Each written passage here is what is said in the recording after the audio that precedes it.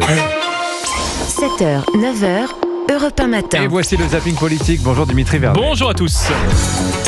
Bonjour Sophie Prima. Bonjour. Nous sommes le 26 novembre et encore aujourd'hui, on découvre des ministres. Voici Sophie Prima, chargée du commerce extérieur et des Français de l'étranger. Elle était l'invitée de France Info hier. Il ne faut pas jeter le bébé avec l'eau du bain, si vous me permettez l'expression. Si vous me permettez l'expression, justement Sophie, elle n'aurait peut-être pas dû se permettre. Depuis la dissolution, il y a une grande inquiétude du monde économique. L'ensemble de l'économie a un peu la pédale sur le frein. Maintenant, elle va marcher beaucoup moins bien, forcément.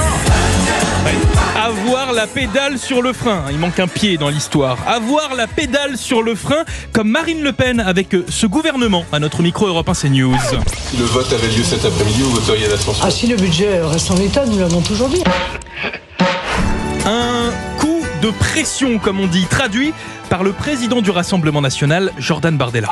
En l'état actuel des choses, je crains que le gouvernement ne passe pas Noël, effectivement. Et on dit quoi ? Feliz Navidad, Michel Barnier. Est-ce que nous pouvons vous souhaiter un joyeux Noël à Matignon ? Vous pouvez me souhaiter un joyeux Noël de toute façon. Mais c'est un peu tôt, voilà. Joyeux Noël à vous tous.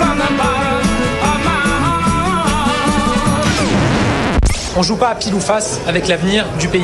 Michel Barnier, il n'a pas besoin qu'on le censure, il a besoin qu'on l'aide à réussir.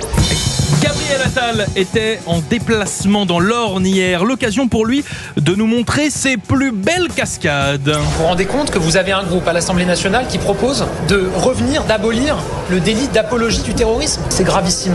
Écoutons maintenant Gabi, le même Gabi, en juillet dernier.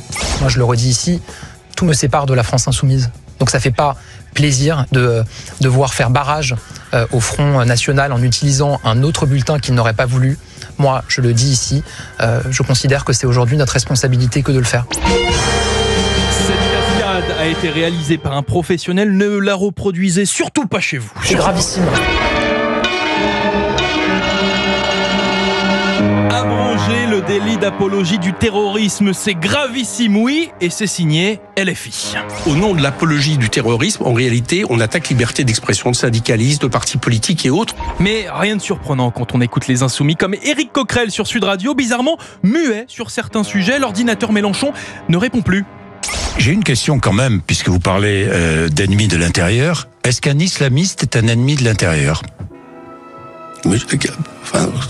Je vous pose la question. Non, je ne vais pas vous répondre à cette question, Jacques Bourdin. Parce que je vais vous dire pourquoi. C'est que j'ai eu trop tendance depuis d'un temps à savoir que derrière le mot islamiste, en réalité, c'est musulman. D'accord ? C'est un intégriste. Tous les intégristes, pour moi, c'est évidemment des adversaires politiques. C'est des adversaires politiques. Non, redémarrer l'ordinateur, c'est intéressant. Ah, ça y est, c'est reparti. Bien, Éric Coquerel, est-ce que vous demandez la libération immédiate de Boualem Sansal ?